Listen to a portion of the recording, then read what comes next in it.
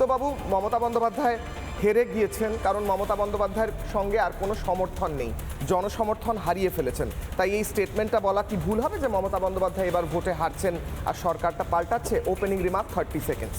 না, তোমরা যদি এখানেই বসে বসে হার জিতের ফেসলা করে দাও তাহলে তো মানুষকে আর ইলেকশনে ভোট ব্যাংকে গিয়ে ভোট দেওয়ার দরকার পড়বে না, পোলিং বুথে যাওয়ারও দরকার পড়বে না।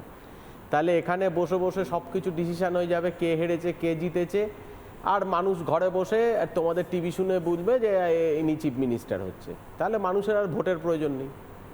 ভোট আলাদা জিনিস।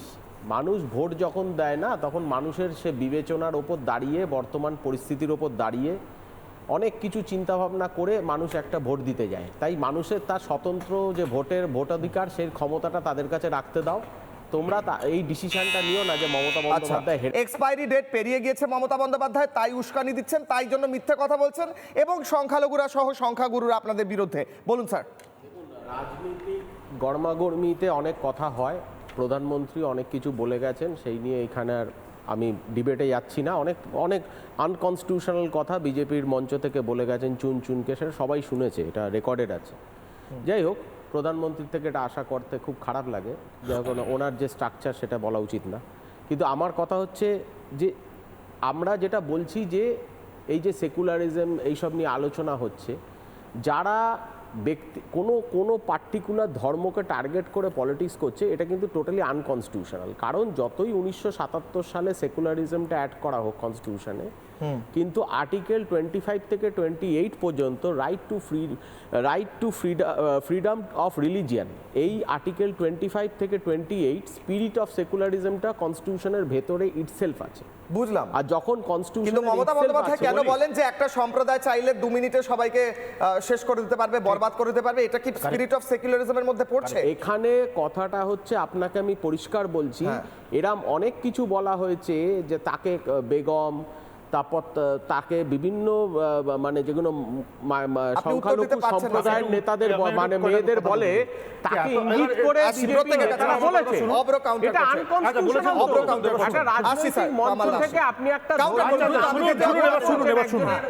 আচ্ছা, আমার প্রশ্ন এবার তৃণমূল প্রতিনিধির কাছে, যে মুখ্যমন্ত্রী মমতা বন্দ্যোপাধ্যায় যখন বলেন হিন্দু ধর্ম একটা নোংরা ধর্ম, সেটা কি উনি সমর্থন করেন?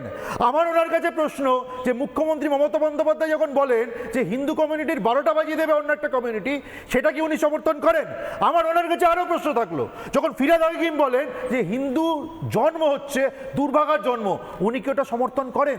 যখন ফিরহাদ হাকিম বলেন যে 50% লোক, 50% বাংলার লোক তারা উর্দুতে কথা বলবে, উনি কি সেটা সমর্থন করেন? যখন সিদ্দিকুল্লাহ চৌধুরী বলেন পুরো সাউথ কলকাতা হচ্ছে ওয়াকফ প্রপার্টি, মানে আমাদের পরম পূজনীয় কালীঘাট মন্দির সেটাও নাকি ওয়াকফ প্রপার্টি, কারণ কলকাতা পুরোটা ওয়াকফ প্রপার্টি, এই ধরনের বক্তব্যগুলো কি তৃণমূল প্রতিনিধি সমর্থন করেন? আর এগুলো কোথাকার সেকুলার বক্তব্য? এই ধরনের বক্তব্য একবার নয়, বারংবার তৃণমূল কংগ্রেসের সুপ্রিমো তত টপ লেভেলের লিডারশিপ থেকে এসছে, এবং এটা থেকেই প্রমাণিত যে তারা হিন্দু বিদ্বেষী, তারা হিন্দু বিরোধী, তারা হিন্দুদেরকে সেকেন্ড ক্লাস সিটিজেন হিসেবে দেখে। নানা ধরনের কন্টেন্ট দেখার জন্য লাইক করুন, শেয়ার করুন আমাদের ফেসবুক পেজ, সাবস্ক্রাইব করুন আমাদের ইউটিউব চ্যানেল। পাশাপাশি অন্যান্য ব্রেকিং নিউজের জন্য অবশ্যই চোখ রাখুন রিপাবলিক বাংলায়।